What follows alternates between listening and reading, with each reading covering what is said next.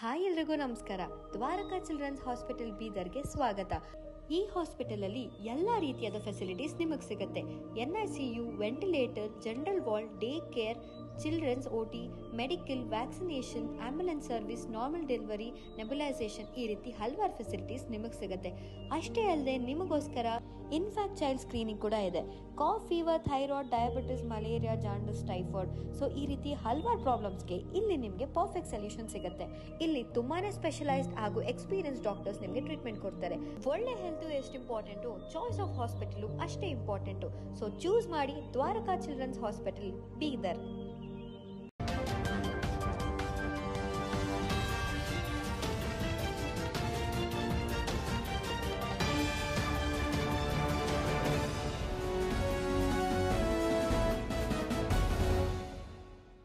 ನಮಸ್ಕಾರ, ನೀವು ನೋಡ್ತಾ ಇದ್ದೀರಾ ಸುದ್ದಿ ಸಮಯ ನ್ಯೂಸ್ ಚಾನಲ್. ಇದು ಲೋಕಲ್ ಎಕ್ಸ್ಪ್ರೆಸ್. ನಾನು ಮಹಾರುದ್ರ ಡಾಕುಳಿಗೆ ಮತ್ತೆ ಹೊಸ ಸುದ್ದಿಗಳನ್ನು ತೆಗೆದುಕೊಂಡು ನಾವು ನಿಮ್ಮ ಮುಂದೆ ಬರ್ತಾ ಇದ್ದೀವಿ. ಈ ದಿನದ ಪ್ರಮುಖ ಹೆಡ್ಲೈನ್ಸ್ಗಳನ್ನು ನೋಡ್ಕೊಂಡು ಬರೋಣ. 100 kg ತೂಕದ ಶ್ರೀಗಂಧದ ಕಟ್ಟಿಗೆ ಮತ್ತು ವಾಹನ ಜಪ್ತಿ ಮಾಡಿದ ಪೊಲೀಸ್ ಇಲಾಖೆ. 9 ಆರೋಪಿಗಳ ಬಂಧನ. ಒಟ್ಟು 55 ಲಕ್ಷಕ್ಕೂ ಅಧಿಕ ಮೌಲ್ಯದ ವಸ್ತು ಜಪ್ತಿ ಮಾಡಲಾಗಿದೆ. SP ಪ್ರದೀಪ್ ಗುಂಟಿ. ನರೇಗಾ ಕೂಲಿ ಮಾಡುವ ಕುಟುಂಬಕ್ಕೆ 100 ದಿನಗಳ ಬದಲಾಗಿ 200 ದಿನಗಳ ಕೆಲಸ ಖಾತ್ರಿ ಮಾಡಬೇಕು. ವಿವಿಧ ಬೇಡಿಕೆಗಳನ್ನು ಈಡೇರಿಸುವಂತೆ ನರೇಗಾ ಕೂಲಿ ಕಾರ್ಮಿಕರಿಂದ ನಗರದಲ್ಲಿ ಪ್ರತಿಭಟನೆ. ಪ್ರಧಾನಮಂತ್ರಿಗಳಿಗೆ ಬರೆದ ಮನವಿ ಪತ್ರ ಜಿಲ್ಲಾಧಿಕಾರಿ ಮುಖಾಂತರ ಸಲ್ಲಿಕೆ.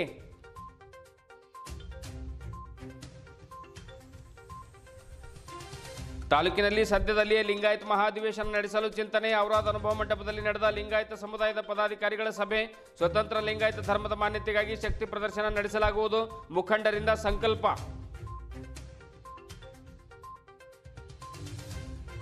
ಭಾಲ್ಕಿ ತಾಲೂಕಿನ ವಿವಿಧೆಡೆ ದಾಸಶ್ರೇಷ್ಠ ಭಕ್ತ ಕನಕದಾಸರ ಜಯಂತಿ ಆಚರಣೆ. ಅಲಂಕೃತ ಸಾರೋಟಿನಲ್ಲಿ ಕನಕದಾಸರ ಭಾವಚಿತ್ರದ ಭವ್ಯ ಮೆರವಣಿಗೆ. ಸಂಭ್ರಮದ ಆಚರಣೆಯಲ್ಲಿ DJ ಹಾಡಿಗೆ ಹೆಜ್ಜೆ ಹಾಕಿದ ಯುವಕರು.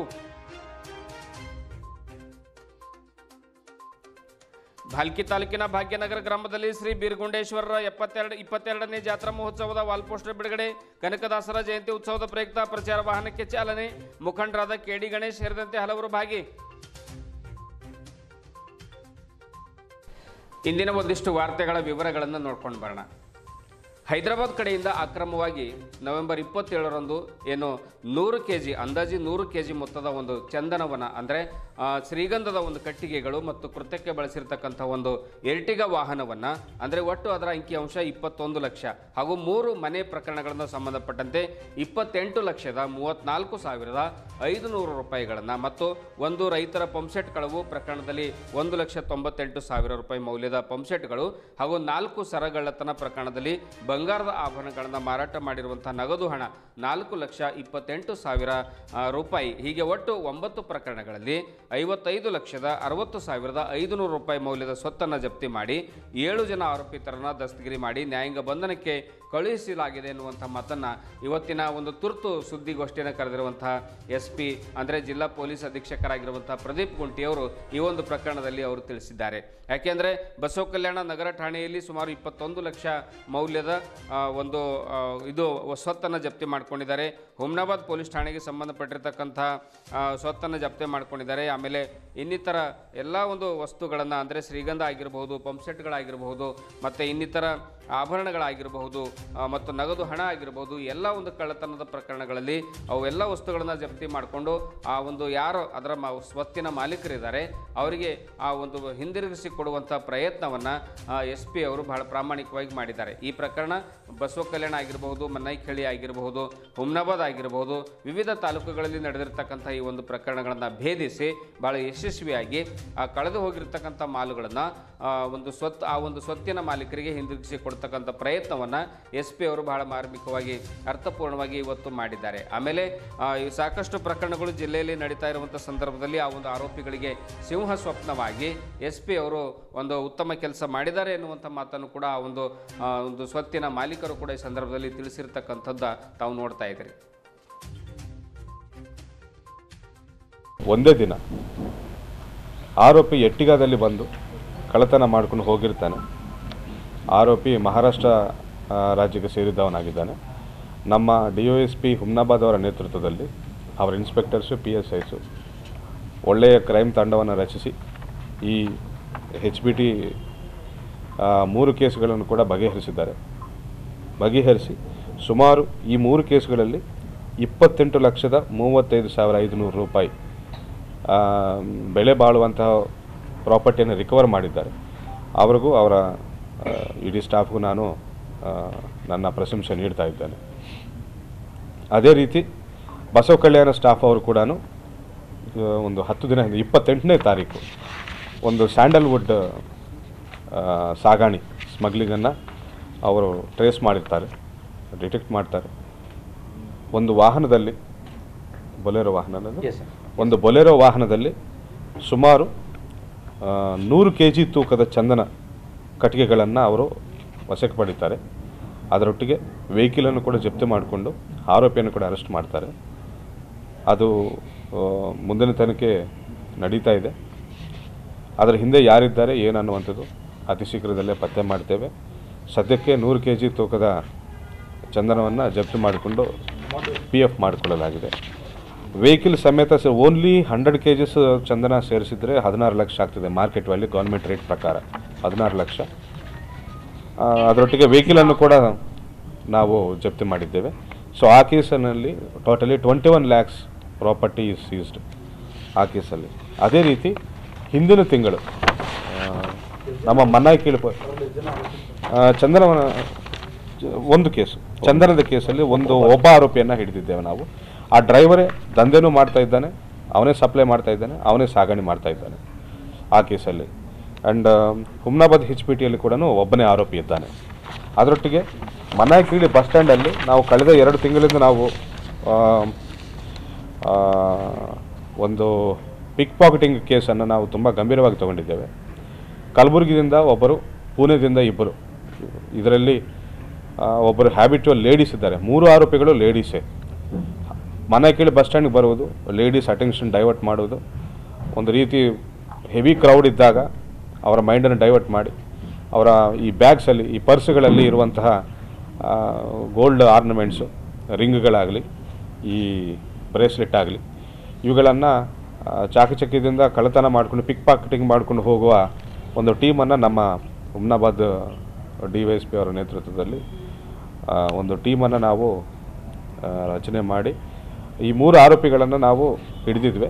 ಅವರ ಕಡೆಯಿಂದ ಕೂಡ 4,28,000 ಮೌಲ್ಯದ ಬಂಗಾರವನ್ನು ನಾವು ವಶಕ್ಕೆ ಪಡೆದಿದ್ದೇವೆ. ಅದರಲ್ಲಿ ಕೂಡ 3 ಡಿಫ್ರೆಂಟ್ ಕೇಸಸ್ ಇವೆ. 3 ಡಿಫ್ರೆಂಟ್ ಕೇಸುಗಳಲ್ಲಿ ಕಳ್ಕೊಂಡಿದ್ದವ್ರಿಗೆ, ಒಂದು ಕೇಸಲ್ಲಿ ಸುಮಾರು 1,25,000 ಬಂಗಾರವನ್ನು ಅವರು ಕದ್ದಿ ಮಾರಿಬಿಡ್ತಾರೆ. ಅದನ್ನು ಕೂಡ ರಿಸೀವರ್ ಕಡೆಯಿಂದ ನಾವು ರಿಕವರಿ ಮಾಡಿದ್ದೇವೆ. ಅದೇ ರೀತಿ ಇನ್ನೊಂದು ಕೇಸಲ್ಲಿ 1,45,000, ಇನ್ನೊಂದು ಕೇಸಲ್ಲಿ 80,000. 3 ಆರೋಪಿಗಳನ್ನು ನಾವು ಅರೆಸ್ಟ್ ಮಾಡಿ ಕಾನೂನುಗೊಪ್ಪಿಸಿದ್ದೇವೆ. ಅದೇ ರೀತಿ ಬೇರೆ ಕೇಸಲ್ಲಿ ಕೂಡ ಕೆಲವು 4 ಪಂಪ್ ಸೆಟ್ಗಳನ್ನು ಕೂಡ ನಾವು ರಿಕವರಿ ಮಾಡಿದ್ದೇವೆ. ಒಟ್ಟಿನಲ್ಲಿ ಎಲ್ಲ ಕೇಸಸ್ ಸೇರಿ ಕಳೆದ ತಿಂಗಳು, ಈ ತಿಂಗಳು ಹುಮ್ನಾಬಾದ್ ಪೊಲೀಸರು ಒಳ್ಳೆಯ ಕಾರ್ಯಾಚರಣೆಯನ್ನು ನಡೆಸಿ ಸುಮಾರು ಥೆಫ್ಟ್ ಕೇಸಸನ್ನು ಬಗೆಹರಿಸಿ ಸುಮಾರು ಪ್ರಾಪರ್ಟಿಯನ್ನು ರಿಕವರಿ ಮಾಡಿದ್ದಾರೆ. ಸೊ ಮಾಧ್ಯಮ ಮುಖಾಂತರ ಅದನ್ನು ನಾವು ಸಂಬಂಧಪಟ್ಟ ಮಾಲೀಕರಿಗೆ ನಾವು ಅದನ್ನು ಕೋರ್ಟ್ ಪರ್ಮಿಷನ್ ಈಗಾಗಲೇ ತಗೊಂಡಿದ್ದೇವೆ. ಅವರ ಮುಖಾಂತರ ನಾವು ಮಾಧ್ಯಮ ಮುಖಾಂತರ ನಾವು ಅವರಿಗೆ ವಾಪಸ್ಸು ಕೊಡ್ತಾ ಇದ್ದೇವೆ. ಇದು ಬಹಳ ನಮಗೆ ಹೆಮ್ಮೆಯ ವಿಷಯ ಅಂತ ಹೇಳ್ಕೊಳ್ತಾ ಇದ್ದೇನೆ. Thank you. ಒಬ್ಬರು ಕಲಬುರ್ಗಿದು ಲೇಡಿ, ಇನ್ನೂ ಇಬ್ಬರು ಪುಣೆ ಲೇಡೀಸ್. ಬಟ್ ನಮ್ಮ ಕಲಬುರ್ಗಿ ಲೇಡಿ ಹ್ಯಾಬಿಚುವಲ್ ಇದ್ದಾರೆ. ಪುಣೆ ಅವರ ರೆಕಾರ್ಡ್ಸ್ ನಾವಿನ್ನೂ ನೋಡಿಲ್ಲ. ಬಟ್ 3 ಜನರನ್ನು ನಾವು ಜೈಲಿಗೆ ಕಳಿಸ್ಕೊಡ್ಲಾಗಿದೆ. Thank you. ಬಂದರೆ ನಾನು ಇದು ಹೌದು ವೆಹಿಕಲ್ ನೋಡಿ ಬನ್ನಿ ತೋರಿಸ್ತೇನೆ. ಅದರಲ್ಲಿ ಚೆನ್ನಾಗಿ ಬಚ್ಚಿಟ್ಟು ಅದನ್ನು ಸಾಗಣೆ ಮಾಡ್ತಾ ಇದ್ದಾರೆ. ನಮಗೆ ಪಕ್ಕಾ ಮಾಹಿತಿ ಮೇರೆಗೆ ನಾವು ಪಕ್ಕಾ ಮಾಹಿತಿ ಮೇರೆಗೆ ನಾವು ಅದನ್ನು ರೇಡ್ ಮಾಡಿದ್ದೇವೆ. ಅದರ ಮೂಲಗಳನ್ನು ಕೂಡ ತಿಳ್ಕೊಳ್ತಾ ಇದ್ದೇವೆ ನಾವು. ಬನ್ನಿ ತೋರಿಸ್ತೇವೆ, ಎಲ್ಲ ವೆಹಿಕಲ್ ಸಮೇತ ಎಲ್ಲ ತೋರಿಸ್ತೇವೆ. ನರೇಗಾ ಯೋಜನೆಯಡಿಯಲ್ಲಿ ಕಾರ್ಮಿಕರಿಗೆ 100 ದಿನಗಳ ಒಂದು ಉದ್ಯೋಗ ಖಾತ್ರಿ ಕೆಲಸದ ಹಕ್ಕು ಕೇಂದ್ರ ಸರ್ಕಾರ ಕಿತ್ತುಕೊಳ್ತಾ ಇದೆ. ಇದರಿಂದ ಸಮಯಕ್ಕೆ ಸರಿಯಾಗಿ ಕೂಲಿ ಪಾವತಿ ಮಾಡಲು ಆಗುತ್ತಿಲ್ಲ. ಹೀಗಾಗಿ ಕಾರ್ಮಿಕರಿಗಾಗಿ ಕೇಂದ್ರವು ಬಾಕಿ ಕೂಲಿ ಹಣವನ್ನು ತಕ್ಷಣ ಬಿಡುಗಡೆಗೊಳಿಸಬೇಕು. 100 ದಿನಗಳ ಬದಲಾಗಿ ಒಂದು ಕುಟುಂಬಕ್ಕೆ 200 ದಿನಗಳ ಕೆಲಸ ಖಾತ್ರಿಗೊಳಿಸಬೇಕು. ಕಾರ್ಮಿಕರಿಗೆ ಕನಿಷ್ಠ ಒಂದು ದಿನಕ್ಕೆ ರೂಪಾಯಿ 600 ನೀಡಬೇಕು. ಕಾರ್ಮಿಕರು ಕೆಲಸ ಮಾಡುವ ಸಂದರ್ಭದಲ್ಲಿ ಮರಣ ಹೊಂದಿದರೆ ಅವರ ಕುಟುಂಬಕ್ಕೆ 5 ಲಕ್ಷ ಹಣ ಪರಿಹಾರ ಒದಗಿಸಬೇಕೆಂದು ಕೂಲಿ ಕಾರ್ಮಿಕರು ಆಗ್ರಹ ಮಾಡಿದರು. ನಗರದ ಜಿಲ್ಲಾಧಿಕಾರಿಗಳ ಕಚೇರಿ ಆವರಣದಲ್ಲಿ ಸೇರಿದ ಕಾರ್ಮಿಕರು ಪ್ರಧಾನಮಂತ್ರಿಗಳಿಗೆ ಬರೆದ ಮನವಿ ಪತ್ರವನ್ನು ಜಿಲ್ಲಾಧಿಕಾರಿಗಳ ಮುಖಾಂತರವಾಗಿ ಸಲ್ಲಿಸಿದರು. ಈ ಬೇಡಿಕೆಗಳನ್ನು ಈಡೇರಿಸಲು ಡಿಸೆಂಬರ್ 5ರಿಂದ ದೆಹಲಿಯ ಜಂತರ್ ಮಂತರ್ನಲ್ಲಿ ಕಾರ್ಮಿಕರು ಪ್ರತಿಭಟನೆ ನಡೆಸ್ತಾ ಇದ್ದಾರೆ. ಅವರಿಗೆ ಬೆಂಬಲ ಸೂಚಿಸಲು ನಾವು ಇವತ್ತು ಜಿಲ್ಲಾಧಿಕಾರಿಗಳ ಮುಖಾಂತರವಾಗಿ ಪ್ರಧಾನಮಂತ್ರಿಗಳಿಗೆ ಮನವಿಯನ್ನು ಸಲ್ಲಿಸ್ತಾ ಇದ್ದೇವೆ. ಬೇಡಿಕೆ ಈಡೇರದೇ ಇದ್ದರೆ ಅನಿರ್ದಿಷ್ಟಾವಧಿ ಧರಣಿ ಸತ್ಯಾಗ್ರಹ ನಡೆಸುತ್ತೇವೆ ಎನ್ನುವಂಥ ಮಾತನ್ನು ಕೂಡ ಕೂಲಿ ಕಾರ್ಮಿಕರು ಜಿಲ್ಲಾಧಿಕಾರಿಗಳ ಕಚೇರಿ ಆವರಣದಲ್ಲಿ ಮನವಿ ಪತ್ರವನ್ನು ಸಲ್ಲಿಸಿ ಸುದ್ದಿಗಾರರಿಗೆ ಮಾತನಾಡಿದರು. ದಿನೇ ಕೇಂದ್ರ ಸರ್ಕಾರ ಕಾರ್ಮಿಕರ ಹಕ್ಕುಗಳನ್ನು ಕಿತ್ತುಕೊಳ್ತಾ ಇದೆ. ನರೇಗಾ ಯೋಜನೆಯಡಿಯಲ್ಲಿ ಉದ್ಯೋಗ ಖಾತ್ರಿ ಕೆಲಸ ಕೇವಲ 100 ದಿನಗಳಿಗೆ ಸೀಮಿತಗೊಳಿಸಿದೆ. ಇದರಿಂದ ಕಾರ್ಮಿಕರ ಕುಟುಂಬ ಬೀದಿಗೆ ಬರುವ ಸಂಭವವಿದೆ. ಸಂತೋಷದಿಂದ ಜೀವನ ನಡೆಸಲು ಸಾಧ್ಯ ಆಗ್ತಾ ಇಲ್ಲ. ಈಗ ಕನಿಷ್ಠ ಒಂದು ಕುಟುಂಬಕ್ಕೆ 200 ದಿವಸಗಳ ಕಾಲ ಉದ್ಯೋಗ ಖಾತ್ರಿ ಕೆಲಸ ಮಾಡಲು ಅವಕಾಶ ನೀಡಬೇಕೆಂದು ಪ್ರತಿಭಟನೆಯಲ್ಲಿ ಪಾಲ್ಗೊಂಡ ಸಪ್ನದೀಪ, ಫಿಲೋಮನ್, ಸುಶೀಲಾ, ರಾಜ್ಕುಮಾರ್, ಗೀತಾ, ರೇಷ್ಮಾ, ಅನ್ನಪೂರ್ಣ, ಸುರೇಖಾ, ಕಲಾವತಿ, ರೇಖಾ ಸೇರಿದಂತೆ ಇನ್ನಿತರರು ಸರ್ಕಾರಕ್ಕೆ ಆಗ್ರಹ ಮಾಡಿದ್ದಾರೆ. ಅಲ್ಲದೆ ಸಿಎಂ ಅವರಿಗೂ ಕೂಡ ಬರೆದ ಮನವಿ ಪತ್ರದಲ್ಲಿ ವಿವಿಧ ಬೇಡಿಕೆಗಳನ್ನು ಈಡೇರಿಸಬೇಕೆಂದು ಸೂಚನೆ ನೀಡಿದ್ದಾರೆ. ಗಂಡ ಬಿಟ್ಟಿರುವ ಮತ್ತು ಮದುವೆಯಾಗದೆ ಪ್ರತ್ಯೇಕವಾಗಿ ವಾಸ ಮಾಡ್ತಾ ಇರುವಂತಹ ಮಹಿಳೆಯರಿಗೆ ವಿಶೇಷವಾಗಿ ರೇಷನ್ ಕಾರ್ಡ್ ಅನ್ನು ನೀಡಬೇಕು. ಅಪೌಷ್ಟಿಕತೆ ಹೋಗಲಾಡಿಸಲಿಕ್ಕೆ ರೇಷನ್ ಅಂಗಡಿ ಮೂಲಕವಾಗಿ ಜೋಳ, ತೊಗರಿ, ಎಣ್ಣೆ ಮತ್ತು ಇನ್ನಿತರ ಸಿರಿಧಾನ್ಯಗಳನ್ನು ವಿತರಣೆ ಮಾಡಬೇಕು. ಹೊಸ ರೇಷನ್ ಕಾರ್ಡ್ಗಾಗಿ ಅರ್ಜಿ ಸಲ್ಲಿಸಿದ ಫಲಾನುಭವಿಗಳಿಗೆ ಕಾರ್ಡ್ಗಳನ್ನು ಕೂಡಲೇ ವಿತರಣೆ ಮಾಡಬೇಕು ಎನ್ನುವಂಥ ಮಾಹಿತಿಯನ್ನು ಮನವಿ ಪತ್ರದಲ್ಲಿ ಅವರು ಸಿಎಂ ಅವರಿಗೆ ಉಲ್ಲೇಖಿಸಿದ್ದಾರೆ. ಹಲೋ ರೀ, ನಮಸ್ಕಾರ. ನಮ್ಮ ಹೆಸರು ರಾಜ್ಕುಮಾರ್. ಗ್ರಾಮೀಣ ಕೂಲಿ ಕಾರ್ಮಿಕ ಬಸವ ಕಲ್ಯಾಣ ತಾಲೂಕದು ಕಾರ್ಯಕರ್ತನಾಗಿ ನಾವು ಕೆಲಸ ಮಾಡ್ತಾ ಇದ್ದೇವೆ ಗ್ರಾಮೀಣ ಕೂಲಿ ಕಾರ್ಮಿಕ ಸಂಘಟನೆಯಲ್ಲಿ. ಈ ಸಂಘಟನೆ ಮುಖ್ಯ ಉದ್ದೇಶ ಏನದ, ಬಡವರ ಬಗ್ಗೆ, ದಲಿತರ ಬಗ್ಗೆ ಮತ್ತು ಕಾರ್ಮಿಕರ ಬಗ್ಗೆ, ಶೋಷಿತರ ಬಗ್ಗೆ ಮೇಲೆತ್ತಕ್ಕಂಥ ನಮ್ಮ ಸಂಘಟನೆ ಕೆಲಸ ಮಾಡ್ತದೆ. ಅದರಾಗ ಮುಖ್ಯವಾಗಿ ಏನದ ಅಂತಂತಂದ್ರೆ ನಾವು ಇವತ್ತಿನ ಹೋರಾಟ ಅಥವಾ ಮೆಮೊರಂಡಮ್ ಮನವಿ ಪತ್ರ ಕೂಡ ಮುಖ್ಯ ಉದ್ದೇಶ ಏನಂತಂದ್ರೆ, ಜಂತರ್ ಮಂತರ್ ದೆಹಲಿಯಲ್ಲಿ ಹೋರಾಟ ನಡೆಯುತ್ತಿದೆ. ಏನು ಹೋರಾಟ ನಡೀತಿದೆ ಅಂತಂದ್ರೆ, ಕಾರ್ಮಿಕರಿಗೆ 100 ದಿನದ ಬದಲಾಗಿ 200 ದಿನ ಕೆಲಸ ಕೊಡಬೇಕಂತಂದ್ರೆ, ಮತ್ತು ಕೂಲಿ ಇವಾಗ ನಮಗೆ 350 ಇದೆ. ಆದ್ರೆ 600 ಕೂಲಿ ದರ ಫಿಕ್ಸ್ ಮಾಡಬೇಕು ನರೇಗಾದಲ್ಲಿ ಅಂತ ತಿಳ್ಕೊಂಡು ನಾವು ಹೋರಾಟ ಮಾಡ್ತಾ ಇದ್ದೀವಿ. ಇದು ಮುಖ್ಯಮಂತ್ರಿ ಮತ್ತು ಪ್ರಧಾನಮಂತ್ರಿ ಅವರಿಗೆ ನಾವು ಅತ್ಯಂತ ಕಳಕಳಿಯಿಂದ ಮನವಿ ಮಾಡ್ಕೊಳ್ತಾ ಇದ್ದೀವಿ. ಯಾಕಂತಂದ್ರೆ ಇತ್ತೀಚಿನ ದಿನಗಳಲ್ಲಿ ಜನರದ ಕಾರ್ಮಿಕರದು ಸ್ಥಿತಿ ಭಾಳ ಚಿಂತಾಜನಕ ಆಗ್ಯದ. 350ದಾಗ ಏನು ಸಿಗ್ತದೆ ಹೇಳ್ರಿ ಡೈಲಿದಾಗ? ಆದ್ರೆ ಒಂದು ಪ್ಲಾಸ್ಟರ್ ಕೆಲಸ ಮಾಡ್ತಕ್ಕಂಥ ಅಥವಾ ಮತ್ತು ಬಿಲ್ಡಿಂಗ್ ಕೆಲಸ ಮಾಡೋರಿಗೆ ಒಂದು ದಿನಕ್ಕೆ 1,000 ರೂಪಾಯಿ ಕೂಲಿ ಇದೆ. ಒಂದು ದಿನಕ್ಕೆ 1,000 ರೂಪಾಯಿ ಕೂಲಿ ಇದೆ. ಆದರೆ ನಮ್ಮ ನರೇಗಾ ಕೆಲಸದಲ್ಲಿ ಕೆಲಸ ಮಾಡ್ತಕ್ಕಂಥ ಜನರಿಗೆ 350 ಮಾತ್ರ ಕೊಡ್ತಾ ಇದೆ. ಇದ್ರ ಬಗ್ಗೆ ಪ್ರಧಾನಮಂತ್ರಿಗಳಿರಲಿ ಅಥವಾ ಮತ್ತು ಮುಖ್ಯಮಂತ್ರಿಗಳಿರಲಿ ಹೆಚ್ಚಿನ ಕಳಕಳಿ ತಗೊಂಡು ಜನರಿಗೆ ಹೆಲ್ಪ್ ಆಗ್ತಕ್ಕಂಥ ನಿಟ್ಟಿನಲ್ಲಿ ಕ್ರಮ ತಗೊಂಡು ಮುಂದೆ ಕಾನೂನು ರೂಪಿಸಿ ನಮ್ಗೆ ಹೆಲ್ಪ್ ಮಾಡ್ಬೇಕಂತ ತಿಳ್ಕೊಂಡು ಈ ಮೂಲಕ ನಾವು ಕೇಳ್ಕೊತಾ ಇದ್ದೀವಿ.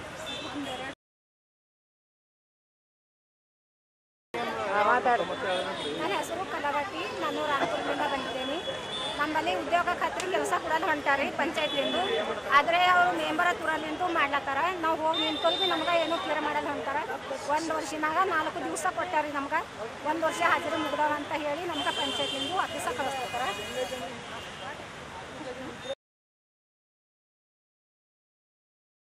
ಔರಾದ್ ತಾಲೂಕಿನಲ್ಲಿ ಸದ್ಯದಲ್ಲಿಯೇ ಲಿಂಗಾಯತ ಮಹಾ ಅಧಿವೇಶನ ನಡೆಸಲು ಚಿಂತನೆ ನಡೆದಿದೆ. ಇಲ್ಲಿಯ ಅನುಭವ ಮಂಟಪದಲ್ಲಿ ನಡೆದ ಲಿಂಗಾಯತ ಸಮುದಾಯದ ಪದಾಧಿಕಾರಿಗಳ ಸಭೆಯಲ್ಲಿ ಲಿಂಗಾಯತ ಸಮಾಜದ ಏಳಿಗೆ ಸೇರಿದಂತೆ ನಾನಾ ವಿಷಯಗಳ ಕುರಿತು ಚರ್ಚಿಸಲಾಯಿತು. ಈ ವೇಳೆ ಸಮಾಜದ ಚಿಂತಕರು, ಮುಖಂಡರು ಮಾತನಾಡಿ ಔರಾದ್ ಮತ್ತು ಕಮಲನಗರ್ ಎರಡೂ ತಾಲೂಕಿನ ಲಿಂಗಾಯತರು ಸೇರಿ ಲಿಂಗಾಯತ ಮಹಾ ಸಮಾವೇಶ ಮಾಡಬೇಕು.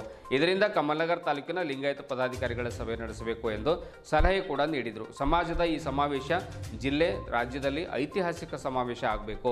ಲಿಂಗಾಯತರ ಶಕ್ತಿಯ ಜೊತೆಗೆ ನಾಡಿಗೆ ಒಂದು ಒಳ್ಳೆಯ ಸಂದೇಶ ಹೋಗುವಂಥ ಸಮಾವೇಶ ಇದು ಆಗಬೇಕಾಗಿದೆ. ಆದ್ದರಿಂದ ಎಲ್ಲರೂ ಎಲ್ಲ ರಾಜಕೀಯ ಭಿನ್ನಾಭಿಪ್ರಾಯಗಳನ್ನು ಮರೆತು ಸಮಾಜದ ಒಳಿತಿಗಾಗಿ ಶ್ರಮಿಸಬೇಕು ಮತ್ತು ಎಲ್ಲ ಲಿಂಗಾಯತರು ಒಗ್ಗೂಡಬೇಕು ಅನ್ನುವಂಥ ಮಾತನ್ನು ಕೂಡ ಹೇಳಿದರು. ಸಮುದಾಯದ ಹಿತ ಕಾಯುವುದು, ಸಮುದಾಯ ಎದುರಿಸ್ತಾ ಇರುವಂತಹ ಬಿಕ್ಕಟ್ಟುಗಳ ಕುರಿತು ಮುಕ್ತ ಚರ್ಚೆಗೆ ಅವಕಾಶ ಕಲ್ಪಿಸಲು ಈ ಅಧಿವೇಶನ ಶಕ್ತಿ ಪ್ರದರ್ಶನಕ್ಕೆ ವೇದಿಕೆಯಾಗಲಿದೆ ಎಂದು ಹೇಳಲಾಗುತ್ತಾ ಇದೆ.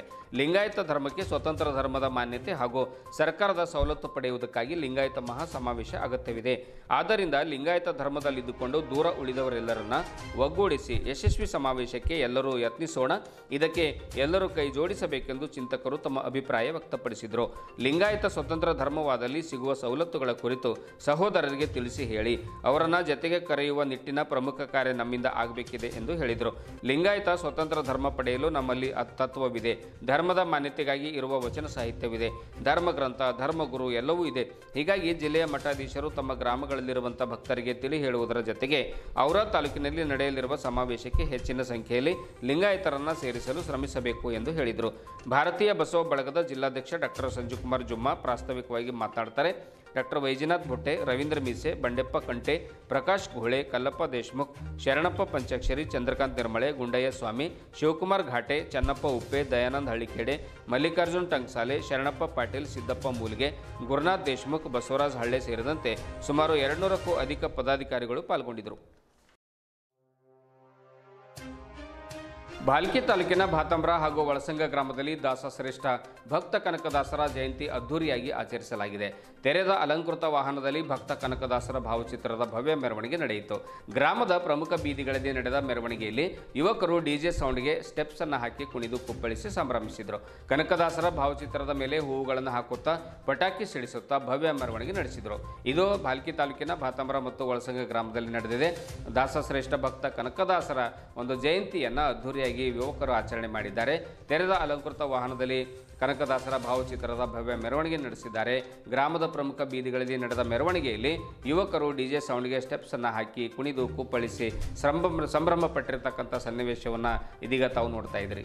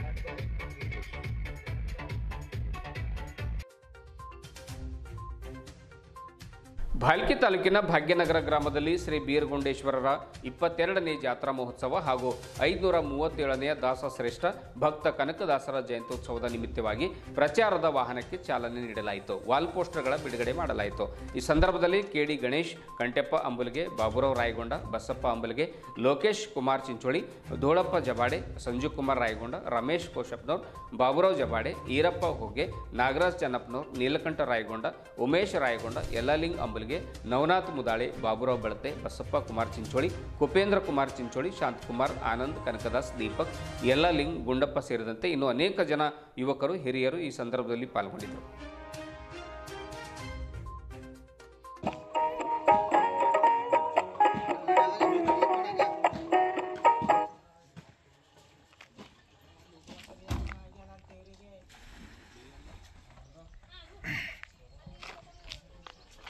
बिरगंडेश्वर महाराज की जय। भक्त कनकदास ಅವರಿಗೆ ಜಯ, ಕ್ರಾಂತಿವೀರ ಸಂಗೊಳ್ಳಿ ರಾಯಣ್ಣವರಿಗೆ ಜಯ, ಡಾಕ್ಟರ್ ಬಸವಲಿಂಗ ಅವಧೂತ್ ಅವರಿಗೆ ಜಯ. ದೇಶದ ಕ್ರಾಂತಿವೀರ ನೋಡೋ ನಮಗಾಗಿ. ಇದುವರೆಗೂ ಸುದ್ದಿ ಕೊಟ್ಟಿರುವ ನಾನು ಮಹಾರುದ್ರ ಡಾಕುಳಿಗೆ ಮತ್ತೆ ಮುಂದಿನ ವಾರ್ತೆಗಳೊಂದಿಗೆ ಭೇಟಿಯಾಗೋಣ. ವಂದನೆಗಳು.